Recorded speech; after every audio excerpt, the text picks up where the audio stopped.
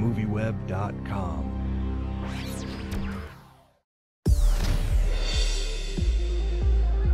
Great job, you guys.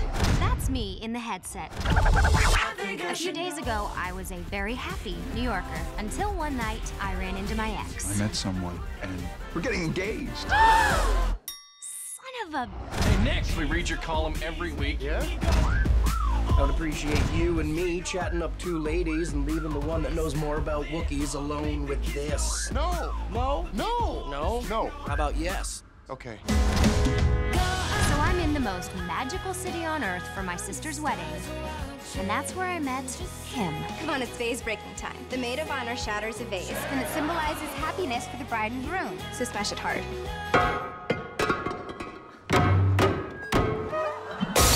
Josh, what's more difficult for you, fighting giant alien robots or getting Kristen to fall in love with you on screen? What's more difficult? Yeah. Getting this one to fall. You know, I had some serious competition in this movie, so just convincing her that I wasn't under some crazy spell was probably much more difficult than trying to protect Optimus Prime or defeat Megatron. When I revealed to him that I was actually an alien robot, and I think that it intimidated him all the more. Threw you off a little bit. Yeah. Bumblebee would be easier to bed. Well, let me ask you, Kristen, this is the first time that we've really seen you in the lead role of a big romantic comedy like this, like carrying the film, and I was wondering if there are any sort of, I mean, you got a great cast surrounding you, but did you feel any pressure to sort of perform in this? Yes and no. I probably should have, but I don't choose to accept things like that. I think that it only is a recipe for disaster if you start to think, uh-oh, this could go wrong. I mean, yes, was it nerve-wracking, but was it flattering to have been chosen to do this role? Yes. And then being surrounded by such amazing comedians, one of which is Josh Duhamel, who nobody realizes what a comedian he is. Yeah, I'm a regular comedian. Yeah, well, you just think he's a pretty face, and he's not. He's much it. more than that. But it was a little bit nerve-wracking, but ultimately you have to sort of surrender it, and the director and the producers knew what they were doing, and just hope for the best. This place is the greatest. You can get your work done, no one bothers you. Food's great. Low carb, high protein. It's really the only way to go when your work requires you to be shredded and dieseled out. Oh yeah, here, don't crane your neck. Go ahead, feast your eyes.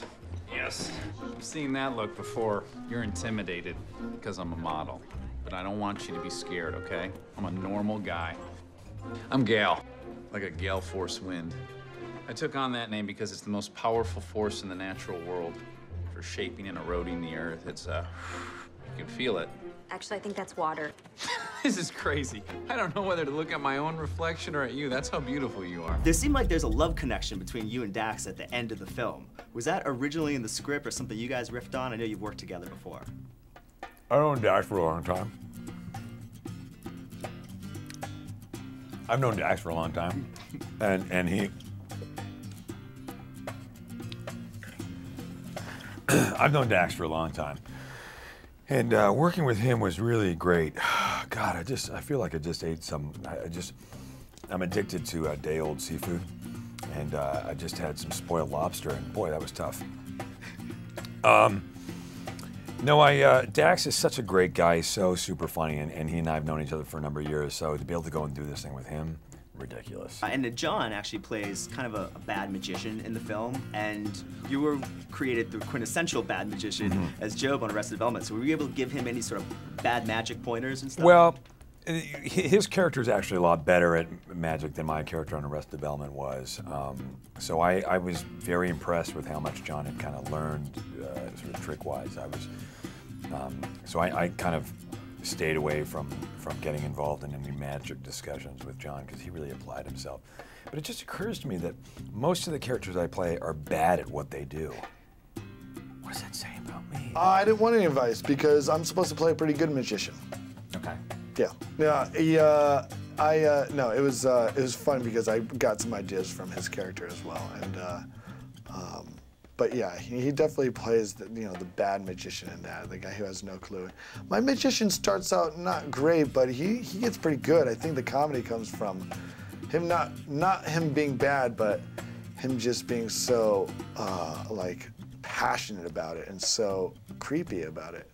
So did you learn actual magic? I mean, are there tricks that you can do, or did you already know how to do some stuff? Well, I knew how to, like, you know the stuff that everybody knows, like making a coin appear and disappear. Perfect. Yeah, perfect. Awesome. And it was, well, it's still, I think, underneath your seat. Oh no! There it is. Oh man! Yeah, that was a bit of a crapshoot. There was a bit of you got a little word for a second, but there it is. I didn't know what you were grabbing. Yeah, no. Yeah, that's part of the magic. It's misdirection. Misdirection. Yeah. Very good. Very good. Making you think I'm going to grab one thing and getting you excited about that, but then really just kind of toning it down. I'm sorry, I don't speak any Italian. Umberto, nonostante ti conosco da poco. Yeah, and I'm a little rusty on my Italian, so if you could stay away from any obscure idioms, that would be great. Oh, yeah, sure. I'll keep it simple. Thank you. When I look at you, Joan, I remember a little girl who believed in magic. As I look at you right now, I see a grown woman who has seen all the magic in the world come true tonight.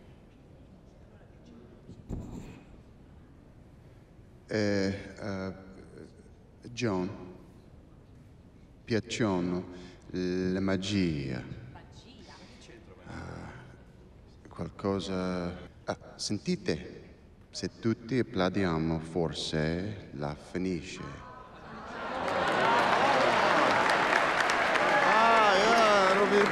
And then there's this great scene at the end of the movie that's sort of this like Bollywood type of musical, you know, Mamma Mia style kind of thing. And so was that just sort of like a last minute decision to do? Was it always in the script? And was it fun doing that? That was a last minute thing. And I had no idea that Adam Shankman was going to be directing it. And I don't think Adam Shankman really understood what he was getting himself into. I think he just came to do us a favor, and he was being really nice, and he was. We learned it in a day, and Well, I think he also thought that he was working with people who actually knew how to dance a little bit. Right. He was mistaken. I was going to say, who's the best dancer in the bunch, or the worst? She is. She's like a trained ballerina. No way. Josh does not know what he's talking about. He's very nice to me. No, interpretive dance is her specialty. Go ahead, be a tree. Oh, a tree. I was gonna. Be a dancing tree. See that? That's pretty good. That's pretty good. Right there. Yeah. I take my car. I just bring her from Italia. You have a car? It's multi grande, but no, it'd be fine.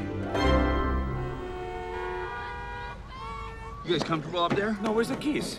I just have the keys at your apartment. I have the key. Wow. Get the keys. Ay. Damn, what I am. Annoying. Who makes this car? Fisher Price? In Italia, this is a mid-size car. In America, it's a clown car. In the end, you're driving this tiny car around New York. What was that like, cramming all the guys into the car? And it's been my lifelong dream to get 5 dudes in a car with me. You know, I love chilling with dudes in small cars. In tight spaces? Yeah. And then maybe that was where the love connection between you and Dax came at the end? I guess. I kind of wish they were more like strangers, because that's more exciting to me. But that's my fetish. No, you know, it was very tight for a couple days there. It was, you know, and we actually had to drive it. Sometimes in those situations, you don't have to practically drive the thing. But there was no Hollywood magic there. It was actually getting in and driving it in New York.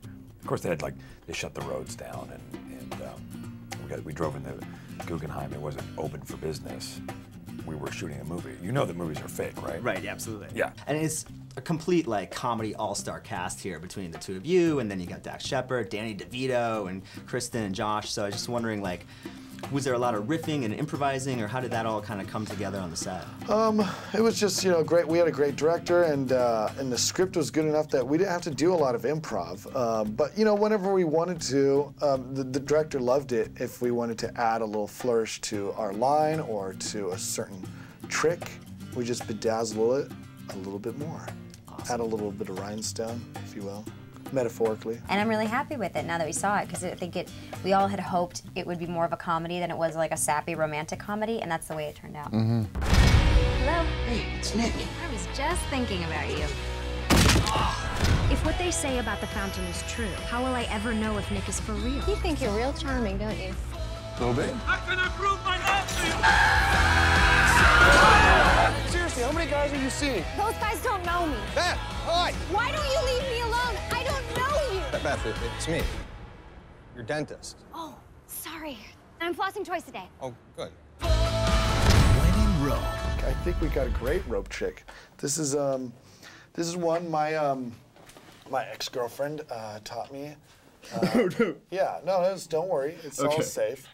But yeah, you know, you just keep it like that. Oops, I didn't know how to tie a knot. Okay, and then we just go here, and I think this is what she showed I'm trusting me. you, John. Let's see. Yeah, there we go. Now I run. Oh no!